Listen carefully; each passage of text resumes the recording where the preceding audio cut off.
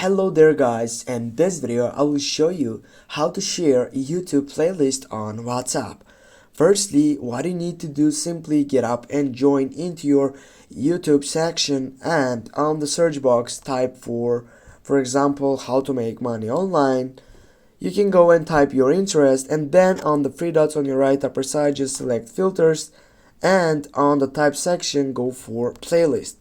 Then just go apply it, and you'll need to wait to get at all these playlists which are related into that section which we have typed how to make money online.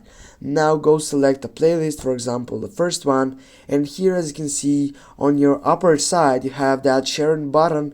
Just click on that button, and here you have the option to copy the link and go to WhatsApp and just go and paste it, or you can just type on WhatsApp application and it will be directly added that YouTube playlist. For example, we'll go and send it to this person, and as you can see I just need to send it, and as you can see guys, with this I have shared a YouTube playlist on WhatsApp.